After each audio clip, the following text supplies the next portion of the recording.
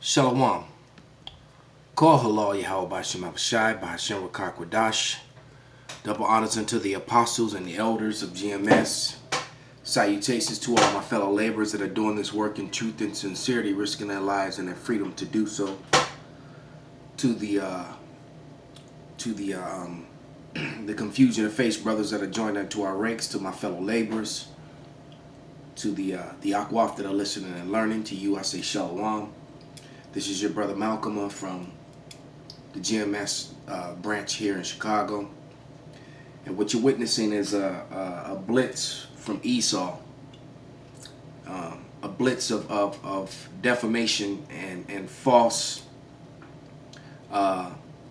information being pushed about the Hebrew Israelites. They keep using the terminology black Hebrew Israelites, and it's funny. Beck just did one. He came out of nowhere and did one, highlighting the brothers in the San Francisco camp, and you got two brothers in the camp that are clearly not black. But yet, and then you got all these Spanish-speaking and confusion of face, people have pale complexion, Hebrew Israelites, but they just want to push the false narrative of black, black, black. When the word black, and they're talking about hateful words, to call someone black is hateful and racist within itself. Especially when you're looking at a brown-skinned people, but yet you call them black. And then you look up the definition of black, and you see why they labeled you as that. And Esau has put the nations in a category, in a box, which are opposite to what Genesis the 10th chapter says. Genesis the 10th chapter breaks down 18 nations that are still here on earth, and they were not categorized by color. That's something that Esau Edom did in his campaign to hide his identity, to hide who he is. So I'm going to highlight a couple videos that are on the screen. And through the power of Yahweh Bashem Awashai, this book called The Iron Curtain Over America, which was written by Colonel John Beatty. Let's look at the back. This is the Colonel. Okay? And that's Colonel John Beatty right there. And it says the author of The Iron Curtain Over, I'll just read it. It says, the author of The Iron Curtain Over America, or collaborated on, dozens of America, has written or collaborated on dozens of books. His texts have been used in more than 700 colleges and universities. His historical novel, Swords in the Dawn, I'm going to see if I can find that, published originally in New York, had London and Australian editions, and was adopted for statewide use of public schools in Texas, where I'm sure they're not used anymore. And as I begin to read the content of his book, you have to understand, the Judeo-Christians completely took any information like his out of colleges and schools. You better believe that. All right, and it says you got what you got, the ACL or the Jewish Defamation League. I forget all the names of these different organizations. All right, but you best believe that any information that this man has written will not be found in a school, in a place of learning here in America, and probably not in Australia either.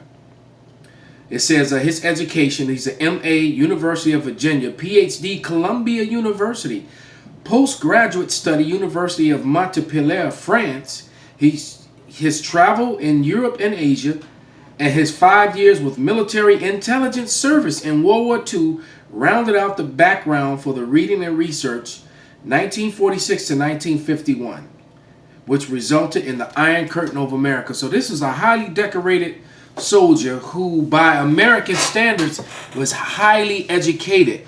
So this man is not only a colonel, he's also a doctor. All right, so we're going to read some of his information after we view a quick video. All right, because you have to understand the slander and Blitz campaign of negative lies about the Hebrew Israelites and the continual referring to them as black Hebrew Israelites is just another Edomite lie. Okay, so let's hear what this young lady, this video came on the internet today, I do believe, what she has to say about the children of of Israel. In the form of See if I can turn this up. But they were speaking truth. The Hebrew Israelites, God's chosen people, are what we call African American.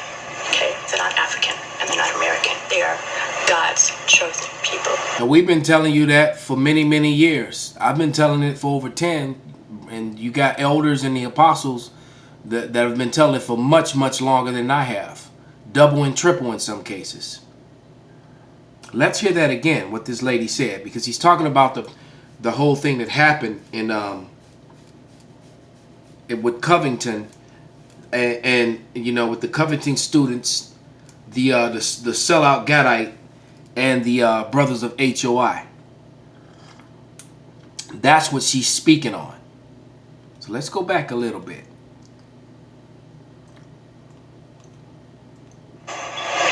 In the form of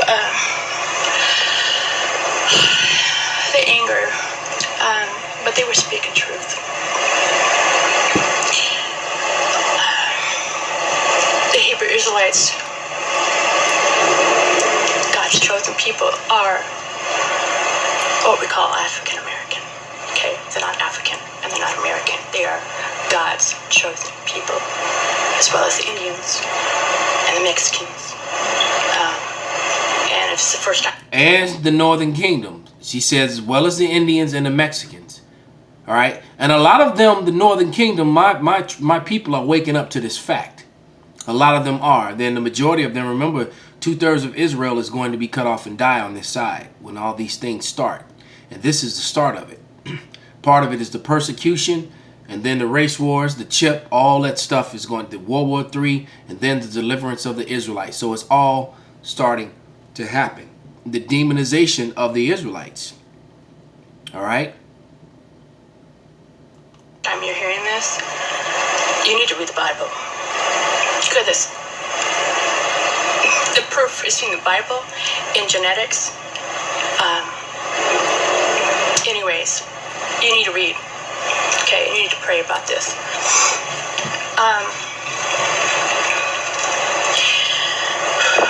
So, you know, I was just praying about. Okay, so let's just take it back. And let's go to this video right here. This guy, white man speaks the truth about Edomites, MGTOW red pill. So let's, right, MGTOW means men go their own way. That's the war between the genders, which Esau caused between the man and the woman with this feminist movement. And it says, I will never serve you. I serve the Messiah alone. How do these people know who the Rothschilds are? Esau Khazar. So you have a guy here who looks like Edom. He could be Jake. I think he's Edom, but you know, I haven't really you know, I don't know.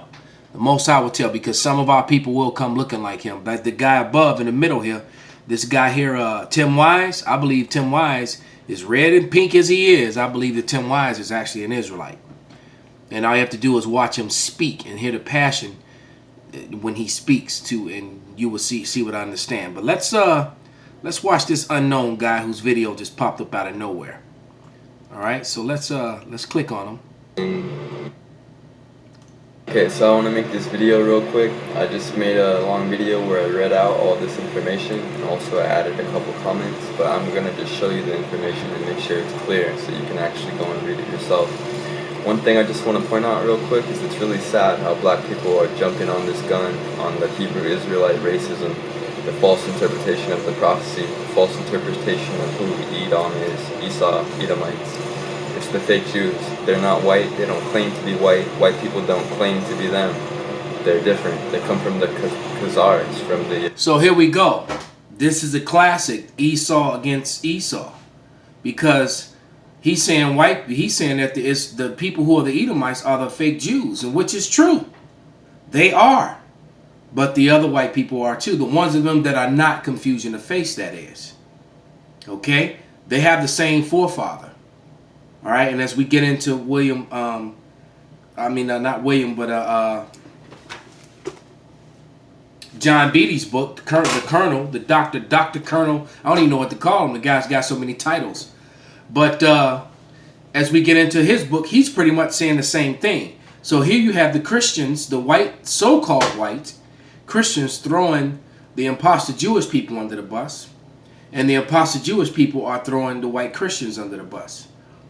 And you best believe that the white Jewish bankers were behind the creation of the white race. Was created in 1681. Because prior to 1681, no people on earth was referred to as white. That was a newly created thing that they came up with.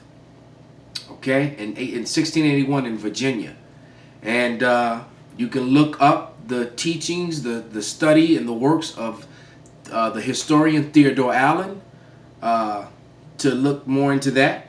Also, you can look up Dr. Jacqueline Battalora and another doctor, Dr. Robin DiAngelo. So you can look up those three individuals and go into their research, which proves beyond a shadow of a doubt that the title of the white race was created. They created that title for themselves, just like they created and labeled the tribes of Judah, Benjamin, and Levi as black. All right, so they took a brown-skinned people and labeled them black, and then took a pale red-flesh people and labeled themselves white. Okay, that was all a part of Edomite, or what you would ignorantly refer to as white superiority, which really came about in the 1700s, right after the label of white. Yeah, they don't even come from the Caucasus Mountains. They come from somebody just told me, but he's trying to say Mount Seir, but Mount Air, I think it's called. What I want to point out is it's really sad because people that are brainwashed with this, a lot of them aren't even going to want to hear the truth. And you all who are hearing this, you probably don't even want to know the truth now that you've been sold the lie. That's how humans are in general. So Satan is winning. And I'm just going to show you the information. And see, he says Satan is winning. He don't even know who Satan is. I'm just going to click out of that. Because he has no idea what he's talking about. That's for sure. But this guy's trying to say that that Esau Edom is only the imposter Jewish people. Okay? And no, it's the whole lot of them who are not, of the nation of Edom. Okay, that all the so-called white people outside of them that are confusion of face, like my man Tim Wise here, maybe even this guy here. Okay, this guy who broke it down very powerfully. This was a great video here, the one with the arrows that now you can't see them. Let me scroll up a little bit. This wow, look at all these Edomites telling you. These are all so-called white people that are telling you basically that white people are not the Lord's chosen people, that so-called Negroes are indeed the Israelites. It's so much evidence, man. So much evidence. But nevertheless, let's get into this book with the Iron Curtain with Colonel William B. And this is page 15, okay? I'm starting at page 15. This is what I'm reading, okay? And it's going to start right here at the second the second paragraph, and it says, in the later years of the dimly recorded first millennium of the Christian era, Slavic people of several kindred tribes occupied the land which became known later as north-central portion of European Russia. South of them, between Don and the Volga rivers and the north of the lofty Caucasus Mountains, lived a people known to history as the Khazarians. Ancient Russia, by George Vernadasky, Yale University Press, 1943, page 214. I want to try and find that book as well. I'm going to hit up some used bookstores and see if I can find it. All right, so this was, once again, this information is coming from from Dr. William Beatty, also a colonel in the U.S. military. PhD from Columbia University, Master, University of Virginia. Okay? Dr. Colonel John Beatty. I said William, Salakia. Why? You know, because I'm thinking of the guy who wrote the 13 Tribes. I think his name might have been William. But anyway, it says these people had been driven westward from Central Asia and into Europe by the corridor between the Ural Mountains and the Caspian Sea. They found land by primitive pastoral people of the score of more tribes, and a land which lay beyond the boundaries of the Roman Empire at its greatest extent under Trajan, ruled 98 AD until 117 AD, and also beyond the boundaries of the Byzantine Empire, 395 to 1453, which was pretty much ruled by so-called Negroes that whole time. All right, and that's an easy thing to prove. Okay, and that's why they called it the Dark Ages, or the backwards time. All right, so these Edomites have been driven into the Caucasus. That's in the book of Job, the 30th chapter. As a matter of fact, let's get that quickly. That's in the Job, the 30th chapter. So this is why these Edomites were in Europe. They had been driven away. Book of Job.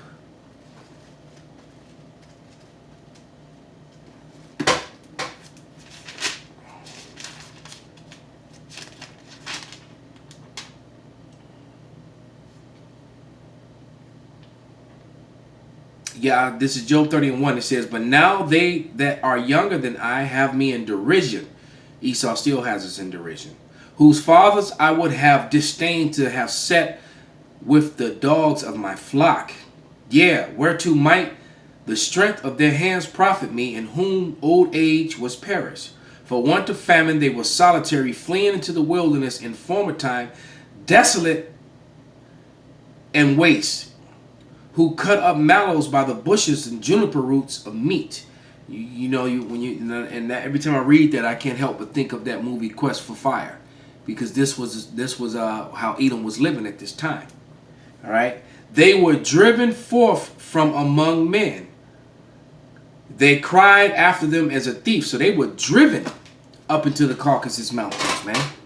All right, by who? By Jake, by the people of the Byzantine Empire. Okay. This is history you would never learn in a just like the history in this book that I'm reading. This was used in schools and it was removed from all the schools. You better believe you will find this book anyway, maybe buried in some basement somewhere, because it did get thrown out or burned up in the incinerator. Okay, it says, by the slow stages, the Khazars extended their territory eventually to the Sea of Azov and the adjacent littoral of the Black Seas. The Khazars were apparently a people of mixed stock of Mongol and Turkic affinities. Around the 600 belligerent tribe of half-Mongolian people, similar to modern Turks, conquered the territory which is known as southern Russia. Long kingdom of Khanate of the Khazars, as the tribe was known, stretched from the Caspian to the Black Sea, the capital of Ital, the mouth of the Volga River. History of the Jews, Solomon Grazel, Philadelphia, the Jewish Publication Society, JPS, 1947. And JPS publishes a lot of books and a lot of lies. Okay? But they're admitting who the Khazars is, because Arthur Koestler, that's who I was thinking of, he revealed that in his book, The 13 Tribe. And here it says, on page 16, in the 8th century of the era of Kagan, of Kakan or Kagan, roughly equivalent to a tribal chief or primitive king of the Khazars, wanted a religion for his pagan people, partly perhaps because of the incipient tension between Christians and the new Mohammedan faith, died in 1632, and partly just because of the fear of becoming subject to the power of the Byzantine Empire or Islamic Caliph, ancient Russia, page 291, you can find that info. He adopted a form of Jewish religion at the date generally placed as 741 and which is because Arthur Costa said 740, so that's been the common number by all the scholars who have written about it. But believed by Vernadsky to be late 1865, according to the Universal Jewish Encyclopedia, pages 375 to 377. So even in the Universal Encyclopedia is telling you that the Khazars, that the Jewish people are Khazars, which are Edomites. Many encyclopedias inform you, Jewish encyclopedias inform you that the modern day Jewry is Edom, which is something that with this slander going on with the Hebrew Israelites, they're not talking about that part. They'll just, play a clip of the Israelites cursing someone out, or saying something offensive to someone, but not talk about the history or the things that led up to that point.